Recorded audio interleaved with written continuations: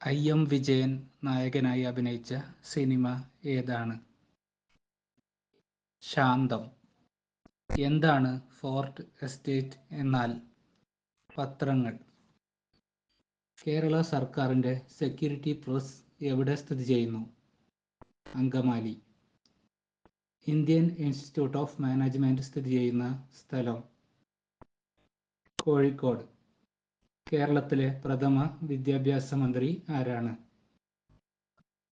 Joseph Mundassery. BCG എന്തിനെതിരെയുള്ള കുത്തിവയ്പ്പാണ്? ക്ഷയം.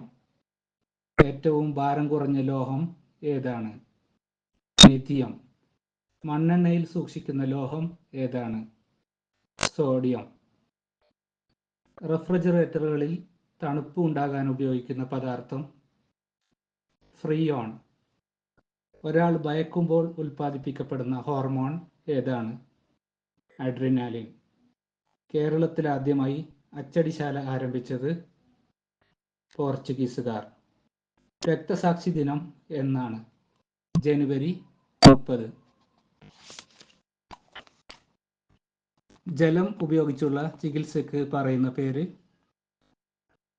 ഹൈഡ്രോപതി. വെൽഡിങ്ങിന് ഉപയോഗിക്കുന്ന വാതകം? ഓക്സിസൈറ്റിലിൻ.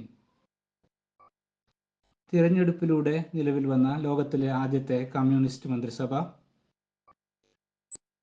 ഗയാന. ലോകത്തിലെ ഏറ്റവും വലിയ ഒറ്റ രാഷ്ട്രം? ബ്രസീൽ. ലോകത്തിലെ ഏറ്റവും നീളം കുറഞ്ഞ നദി? ദൂ. പ്രസവിക്കുന്ന പാമ്പ്? അണലി. കൊല്ലവർഷം ആരംഭിച്ചത്? AD 825. കൊല്ലവർഷം ആരുടെ കാലത്താണ് ആരംഭിച്ചത്? രാജശേഖരൻ.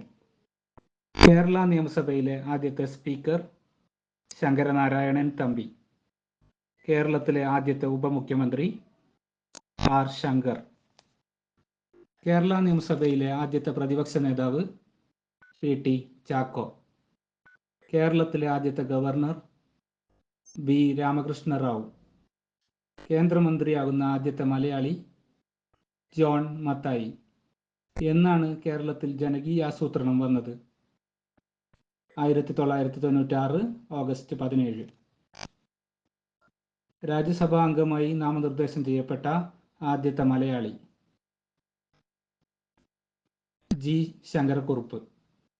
കേരളത്തിൽ ആദ്യമായി SSLC പരീക്ഷ നടന്നത്? 1952. അരവിന്ദന്റെ പോക്കുവെയിൽ എന്ന സിനിമയിൽ നായകനായി അഭിനയിച്ചത്? ബാലചന്ദ്രൻ ചുള്ളിക്കാട്.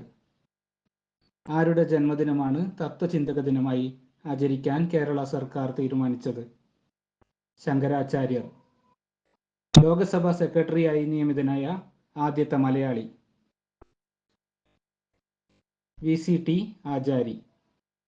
പുരാതന ഇന്ത്യയിൽ ഗംഗാ സമതലത്തിലെ വ്യാപാരികൾ രൂപവൽക്കരിച്ച വാണിജ്യ സംഘടനയുടെ പേര്? ഗിൽഡ്.